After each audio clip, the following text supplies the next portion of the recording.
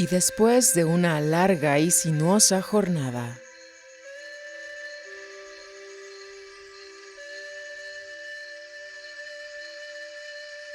nos acercamos a los secretos de la serpiente emplumada.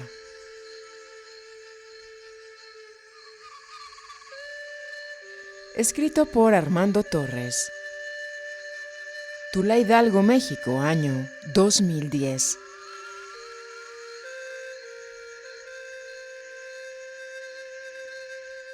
De la parte número 4, hoy compartimos la regla para las partidas circulares.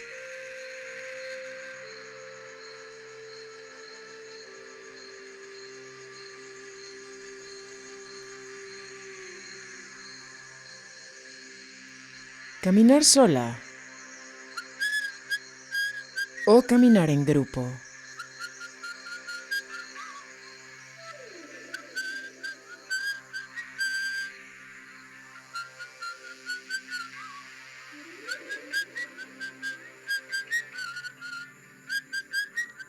Siguiendo las indicaciones del espíritu.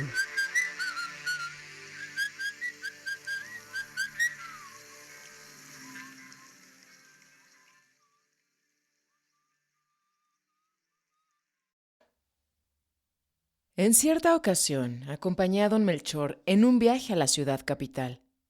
Fuimos a llevar un costalito de una hierba medicinal muy rara que le había encomendado un amigo suyo que comerciaba en el mercado de Sonora.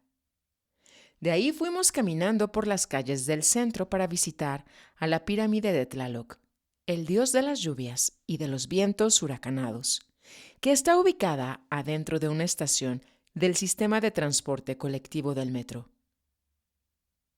En medio de un río bullicioso de personas que fluía por oleadas, caminamos hasta el local sagrado de los antiguos.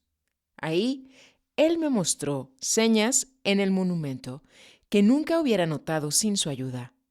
Explicó que aquello que observábamos era tan solo el tope de la pirámide. Acrecentó que el cuerpo de la estructura permanecía enterrada. ¿Qué significa?, le pregunté. La serpiente que circunda la pirámide corresponde al elemento agua.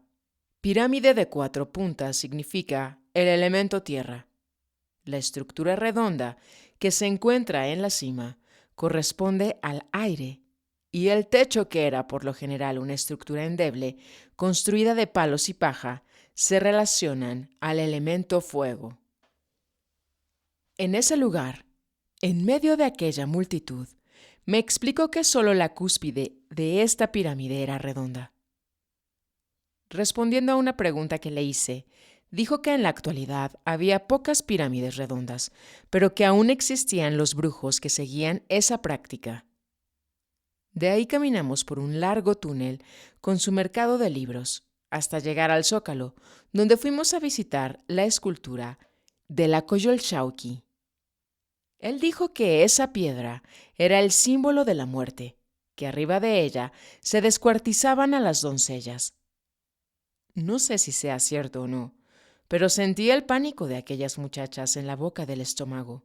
En mi imaginación pude ver lo que pasó. Le dije que me gustaría salir de ahí. Él estuvo de acuerdo. Dijo que me encontraba ya lo suficientemente abierto para lo que venía enseguida. Quise saber a qué se refería. Él puso un dedo sobre sus labios para indicar que guardara silencio.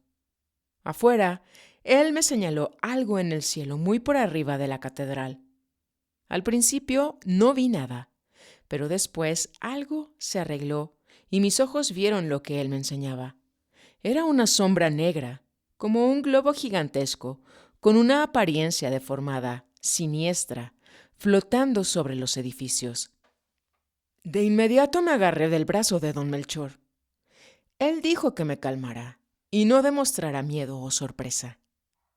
Lo llamó la sombra, pero yo sabía que era lo que estaba viendo. Esa sombra a la cual se refería No era ni más ni menos que los voladores de los que hablaba Carlos Castaneda. Esa fue la primera vez que los vi. Temblaba de la cabeza a los pies. Me sentí mal y tuve que devolver el estómago. Don Melchor me atendió con amabilidad y dijo que yo aún no estaba preparado.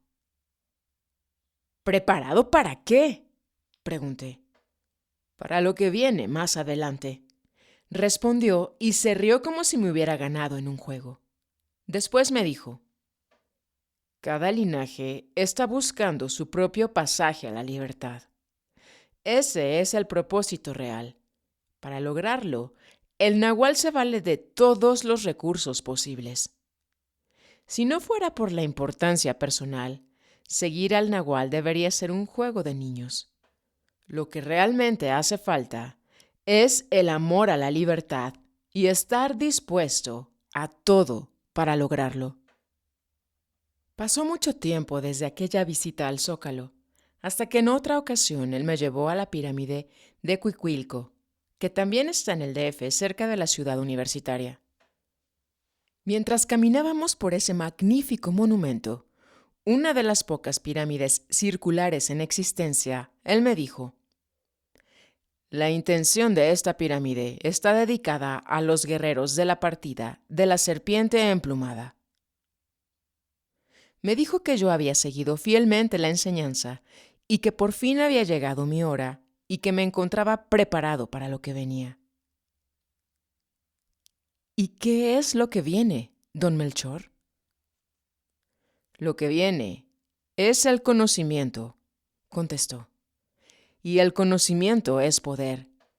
Si logras fluir con el significado de lo que te digo, el poder te llevará y puede que sigas fluyendo con él, tal vez para siempre.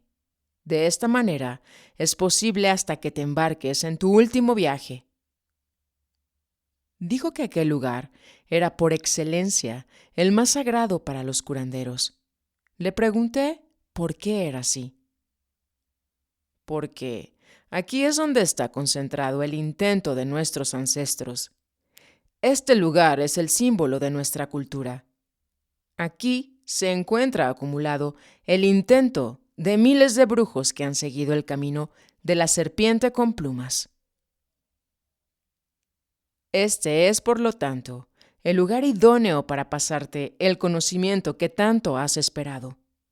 De hecho, todos los curanderos de la tradición de la serpiente vienen a este lugar para recibir y transmitir ese conocimiento.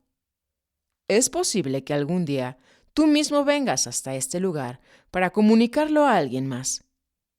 Si quieres, puedes llamarle a esto una tradición académica. Para poder lograr sus objetivos, es que los guerreros acatan a la regla del nahual, que no son leyes creadas por hombres, sino que son estructuras de poder sacadas desde la evidencia. ¿Y cuándo empezó la regla? ¿Quién la descubrió? Los videntes de la antigüedad, buscando establecer un orden en el caos de lo que veían, estuvieron de acuerdo que era necesario organizar los grupos de guerreros, según las órdenes que formaba la estructura del mismo universo. A través de la evidencia, examinaron la estructura que mantiene el universo. Hallaron que los patrones energéticos de las emanaciones generan formas geométricas que se agrupan espontáneamente para formar racimos, los cuales integran todos los elementos que percibimos como nuestro mundo conocido. Esas agrupaciones de energía son exactamente eso, racimos de energía que después de un largo proceso de desnates percibimos como el mundo físico. Ellos copiaron entonces el diseño de las estructuras que veían, así crearon grupos de guerreros basados en sus visiones. Por su solidez se escogió la estructura piramidal para los grupos de guerreros, quienes a partir de entonces adoptaron el camino de los 4 rumbos. Con esa organización, ellos han sobrevivido durante muchos miles de años. Como ya te he explicado, paralelamente al intento de los grupos piramidales, estaban los grupos de videntes que optaron por la forma circular. Nuestra tradición cuenta que los videntes de la antigüedad vieron que originalmente la estructura del universo es circular o más bien una esfera que mantiene su estructura gracias a los patrones piramidales. De tal forma que todo el universo, con sus miles de millones de galaxias, están contenidos dentro de una única y gigantesca burbuja que es cruzada por miríadas de rayos de luz. Esos rayos se cruzan y forman infinitos patrones piramidales. Después de analizar sus visiones, el grupo de los Tisis decidieron copiar no la estructura básica de la pirámide, más la estructura global que permite la existencia de todas las demás estructuras. Así fue como nacieron los primeros intentos de organizar las partidas circulares. En la actualidad, esas son partidas esféricas, ya que al unirse el conglomerado de guerreros con la pareja de nahuales en el centro, esos grupos se asemejan más a burbujas de conciencia flotando en la eternidad. El intento inicial de esos guerreros antiguos era la unión de los extremos. Estos grupos se tornaron un misterio aún para los brujos de las pirámides, que se volvieron cada vez más interesados en el dominio temporal sobre los semejantes que en buscar la libertad. ¿Y cómo están formados esos grupos?, le pregunté. La estructura fundamental es relativo al poder de los nahuales. Según incrementan el número de miembros, se agregan más anillos al cuerpo de la culebra. Estos conforman cada una de las partes restantes: el corazón, vientre y cola, y dependiendo del poder de los nahuales, se añaden hasta los cascabeles. La verdad es que el grupo está conformado solo por la pareja de nahuales. Los demás son agregados, mantenidos por la energía de los dos. Esa es la base de la creación, la esencia de todo, macho y hembra, para siempre. No hay otro diseño evolutivo. Es la regla. ¿De cuántos guerreros se componen esas partidas?, pregunté.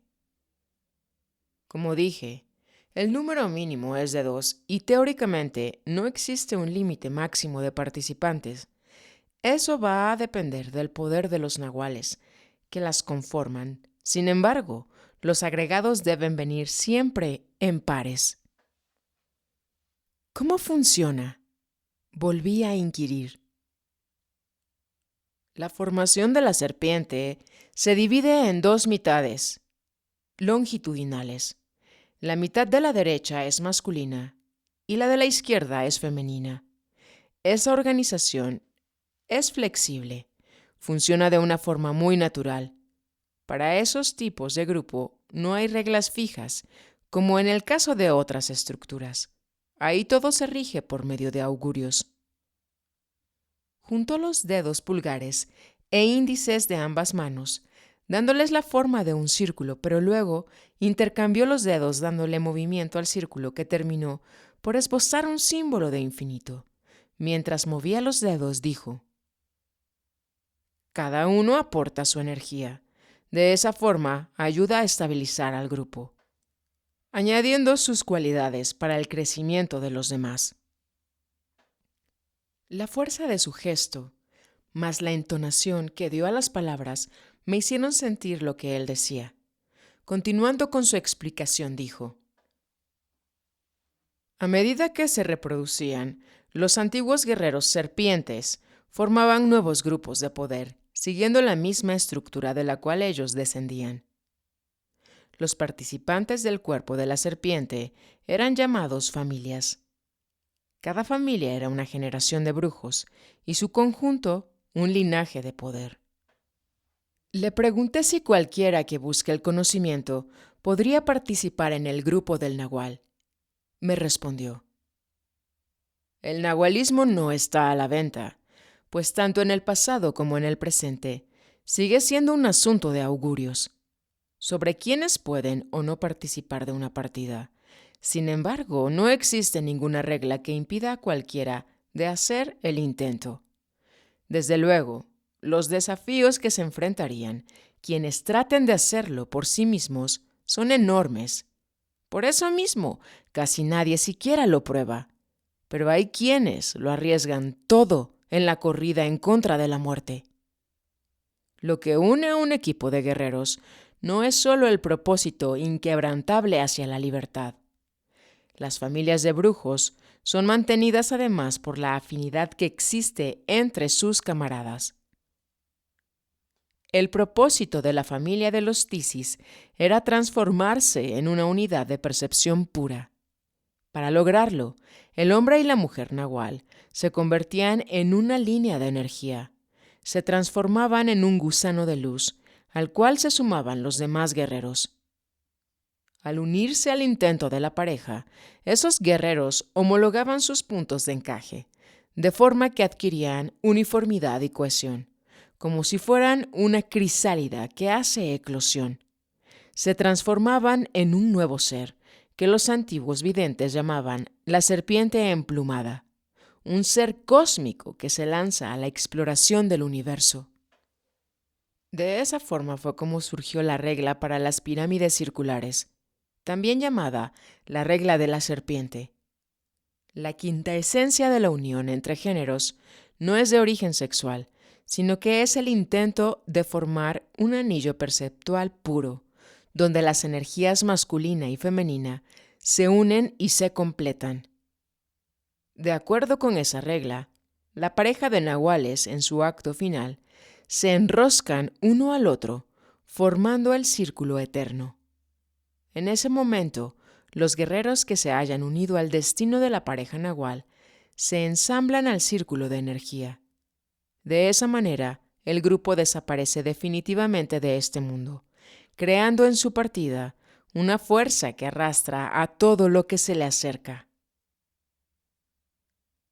A medida que aprendía los pormenores del culto de la serpiente emplumada, don Melchor explicó en diversas ocasiones aspectos de la regla concerniente a ese linaje de guerreros. Es muy importante que entiendas la base de nuestras creencias si es que vas a adentrarte en ellas, dijo en cierta ocasión.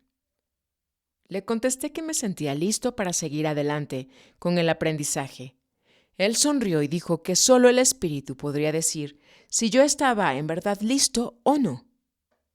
Debes comprender, dijo, que esa tradición está regida por la regla ancestral, que los participantes llaman la telaraña cósmica. Según esta, es obligación de cada guerrero individualmente ponerse en contacto con la regla y aprender sus recovecos. Como es de imaginar, con el tiempo se formaron comunidades de guerreros que perseguían el objetivo de morderse la cola. Ellos se transformaron en linajes y adoptaron al círculo como la regla de sus partidas. Llegaron incluso a construir pirámides redondas para expresar su intento. Para ellos, esta es una forma de proveerse de una oportunidad para intentar el salto evolutivo. La regla como mapa es un intrincado conjunto de indicaciones y procedimientos que aumenta las posibilidades de éxito en la búsqueda de la libertad. La regla universal es la que siguen los linajes establecidos.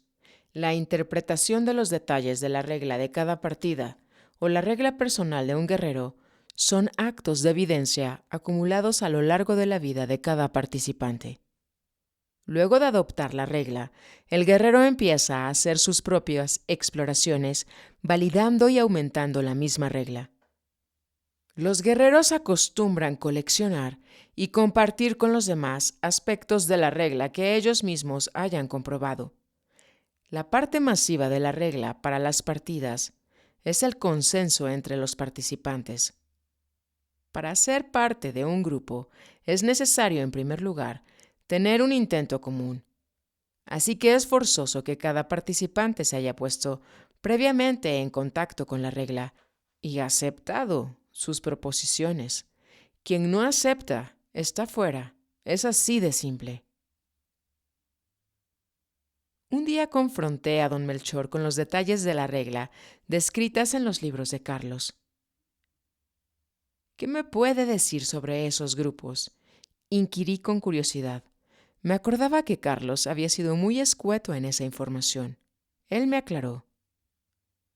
En un intento de desobedecer el orden del águila, que dice que todos los seres vivos, sin excepción, deben de morir, los videntes organizaron grupos de exploradores y examinaron todas las posibilidades a su alcance.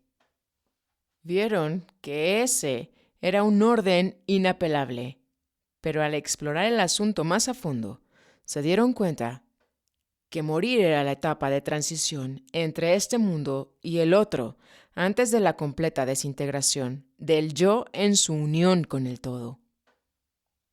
En siguientes investigaciones descubrieron que era posible burlar a la muerte, conservando intacta la conciencia.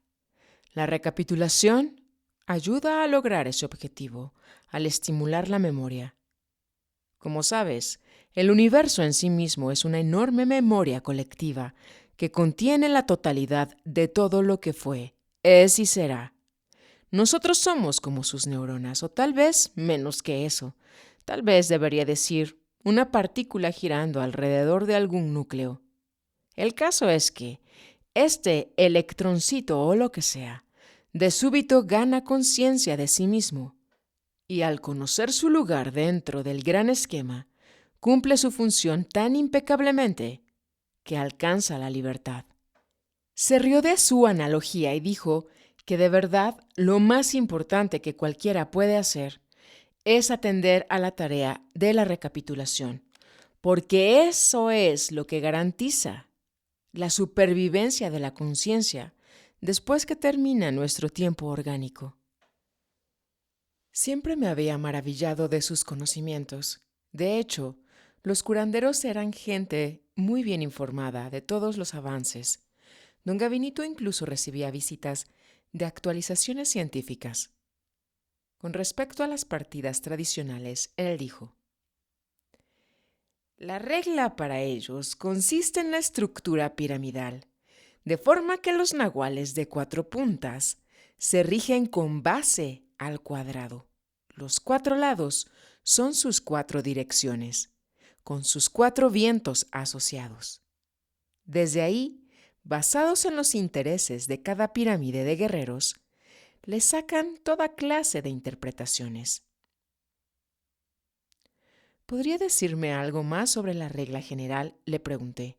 Él respondió: la regla se manifiesta en todo lo que existe: los colores, el sonido, las ciencias, las matemáticas, la geometría, la astronomía, la genética, en todo. A los científicos modernos, nosotros los llamamos los descubridores de la regla, porque es lo que hace la ciencia moderna. Descubre los aspectos de la regla universal. La regla del Nahual tiene diversas porciones.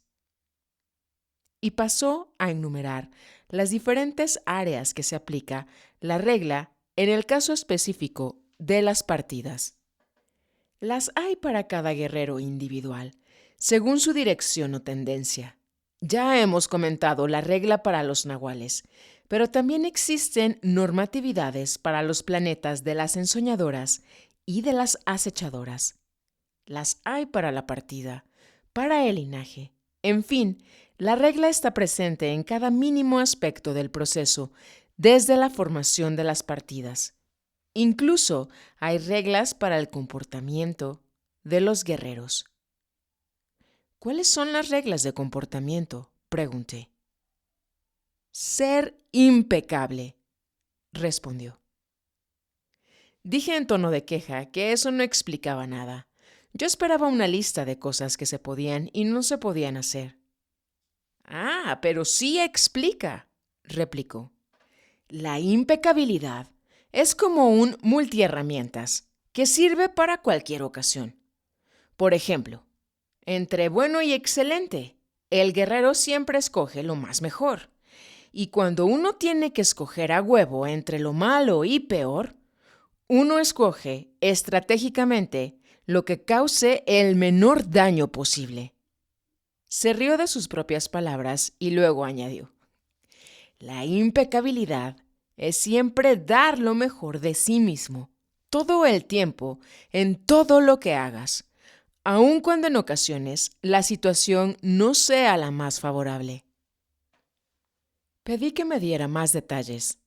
Él me dijo que eso yo lo iría descubriendo por mí mismo, con el recorrer del tiempo, ya que mi asociación con ellos me obligaba a observar cada faceta de la regla. ¿Qué opinan los curanderos sobre el asunto de los nahuales de 3 puntas?, le pregunté. Don Melchor me contestó: los nahuales de 3 puntas son una anomalía necesaria dentro del ciclo de los nahuales de la Santa Cruz. Solo aparecen raramente, pero cuando aparecen es porque el ciclo de una partida está a punto de cumplir con su destino. ¿A qué se refiere? Pues según la regla, todas las partidas tienen su acertijo, así como cada guerrero recibe una tarea para cumplir como parte de su camino individual hacia la libertad. Cada grupo, incluso cada linaje, también tiene sus propios acertijos que cumplir. Los acertijos de un guerrero deben ser resueltos en su tiempo de vida, o él perecerá en el intento. Lo mismo ocurre con una partida de guerreros. La oportunidad que tienen para descifrar el enigma de su existencia es su tiempo sobre la tierra. Una partida de guerreros solo logra el éxito total como grupo si cada uno de sus integrantes han podido descifrar sus propios acertijos. Ya en cuestiones de descifrar el enigma de un linaje, el periodo es de 52 generaciones o partidas de guerreros. Sin embargo, un linaje solo llega a consagrarse si todas las partidas que lo conformaron lograron el objetivo. De lo contrario, se rompería la cadena y serían obligados a empezar de nuevo. De tal forma que cuando un linaje está a punto de lograr su máximo, aparece un nahual de 3 puntas, no como un continuador, como suele pasar en situaciones normales, más como un disolvente que cierra un capítulo para abrir uno nuevo. Durante ese proceso se masifica la enseñanza. En el pasado ese era un proceso sumamente peligroso. Los nahuales y sus grupos eran cazados y muertos. Actualmente, las circunstancias son otras. Con la masificación es posible que surjan nuevos linajes que empezarán el proceso otra vez. Me acordé que Carlos Castaneda explicaba aspectos de su condición energética. Decía a todos que él era un caso singular, porque era un nahual de 3, no de 4 puntas. Yo me cuezo aparte, acostumbraba a decir. En una ocasión, me había comentado que su maestro, aun cuando ya sabía que él era inadecuado, no le había dicho nada. Ante mi indagación, Carlos respondió: Don Juan no me comunicó de inmediato su descubrimiento porque eso habría ido en contra de las ordenanzas de la propia regla. ¿Por qué?, le pregunté. Él dijo: la regla para los nahuales de 4 puntas dicta que los nahuales deben ser informados desde el primer momento sobre sus futuras responsabilidades como líderes de una partida. Ellos reciben esta información en ambos estados de conciencia. A mí, don Juan me instruyó solo en la conciencia acrecentada. En conciencia normal, él me tenía atrapado en tremendo teatro. Así que el verdadero aprendizaje solo pude recordarlo hasta pasado muchos años. La tarea del nahual, a medida que se va desarrollando su grupo, consiste en recolectar la regla y adaptarla a sus condiciones particulares. Es decir, transformar la interpretación general en una interpretación individual. Sin embargo, La aplicación de la regla para nahuales de 3 puntas es otra. ¿Cómo se integra un nahual de 3 puntas en un grupo de 4? Pregunté. No se integra, respondió. Mi peculiaridad energética solo me permite crear grupos de 3 lados. Los grupos clásicos de 4 puntas no se me dan, los disuelvo. Eso fue exactamente lo que aconteció con el grupo de guerreros que don Juan organizó para mí. Ellos se quedaron sin un líder que los guiara. Fue por eso que don Juan hizo lo que pudo y se llevó con él a los más preparados: Eligio, la Soledad y a la mujer nahual. ¿Cómo?, dije confundido. Había visto a Carol en su última presentación. Carol fue enviada de regreso con la esperanza de que ella pudiera ayudar a los demás, pero son realmente imposibles. No hay manera de llegar a parte alguna con ellos. Con ellos entendí que se refería a su antiguo grupo integrado por las hermanitas y los Genaros. Entonces le pregunté: ¿cuáles son las posibilidades reales de ellos? Todo descansa en las manos del poder que rige todas las cosas, me dijo, con un tono de finalidad en la voz. Ese poder se comunica por medio de augurios, o por lo menos así lo entienden los brujos. En un tono medio retórico, le pregunté: si para los aprendices que estuvieron en contacto con don Juan es tan difícil, entonces, ¿cuáles son las posibilidades de aquellos que leen sus libros y se interesan en seguir el camino del guerrero? Los brujos no buscan discípulos, sin embargo, al ser señalado un prospecto de aprendiz, en especial un nahual, el benefactor no mide esfuerzos para ayudarlo y así cumplir con el mandato de duplicación de su propio grupo. De tal forma que una vez escogido, el prospecto de nahual es entrenado durante años como líder de una partida regular de guerreros. Exactamente como sucedió conmigo. Sin embargo, cuando mi anomalía energética se hizo obvia, don Juan y su grupo pasaron la regla por una revisión drástica. Descubrieron que lo que tenían no era inadecuado en absoluto, sino que había una regla específica para mi caso. Al examinar el asunto más de cerca, se les reveló el nahual de 3 puntas como lo que realmente es: un parásito advenedizo que se cuela inadvertidamente adentro del linaje y lo desintegra. Bajo esas condiciones, don Juan hizo lo único que le quedaba por hacer. Un guerrero siempre escoge la mejor opción. Si la vida te da un limón, haga de ese limón una limonada. Así fue como él diseñó una estrategia para hacer público el conocimiento y cerrar de esa forma su linaje con llave de oro. Fue solo gracias a esto que se dio a conocer los logros de su linaje. ¿Qué quieres decir con esto?, pregunté. Él respondió que don Juan es el responsable directo por los libros que escribí. Fue él quien me instruyó que debería preparar mi manuscrito como una tesis de grado. Don Juan utilizó las instituciones establecidas para dar a conocer su mensaje.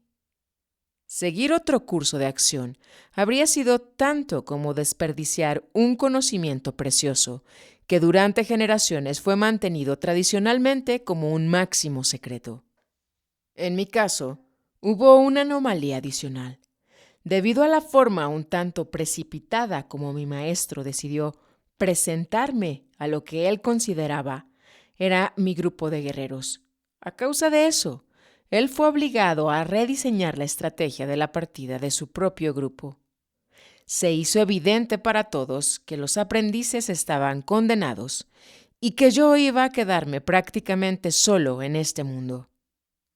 Mientras tanto, Yo tampoco había demostrado mi valía como nahual de 3 puntas, por lo cual el único remedio que encontró don Juan fue confiar la continuidad de la enseñanza al espíritu.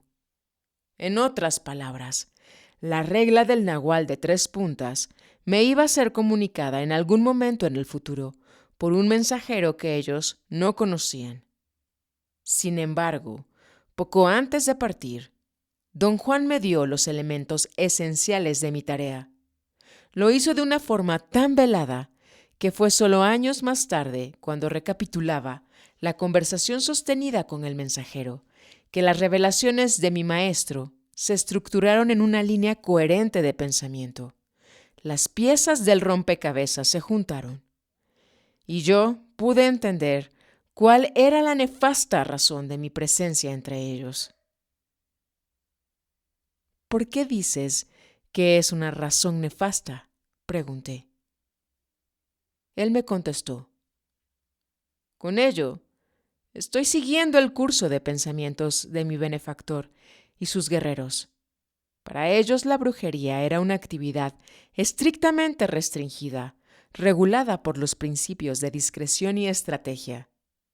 Aunque pertenecían plenamente a la casta de los nuevos videntes, para los cuales los secretos del oficio valen un cacahuate, sus actividades y emociones aún conservaban mucho de los tiempos pasados.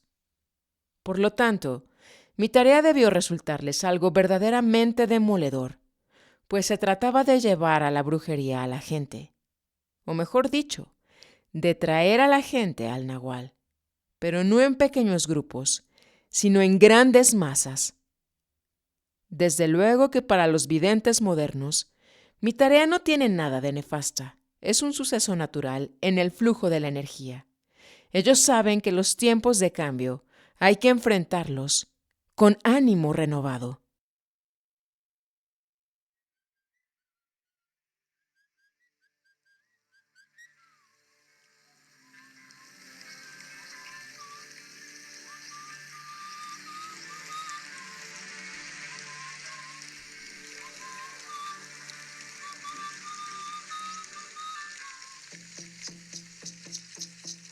Estamos unidos por plumas, con plumas construimos nuestras alas. Estamos unidos por plumas, con plumas construimos nuestras alas. Volando alto como el pájaro del cielo, volando alto como el pájaro del fuego. Emitiendo energía fina. Viernes 9 de septiembre del año 2022. Las 21:06 de la noche. Noche húmeda de verano. Estamos unidos por plumas, con plumas construimos nuestras alas. Estamos unidos por plumas. Vibrando desde el hemisferio norte de la Gran América, del hermoso, del bellísimo, de la bellísima planeta Tierra. Volando alto como el pájaro del fuego. El águila y el cóndor se unen. Gracias, caminante, por tu sintonía. Seguimos en el intento de impecabilidad.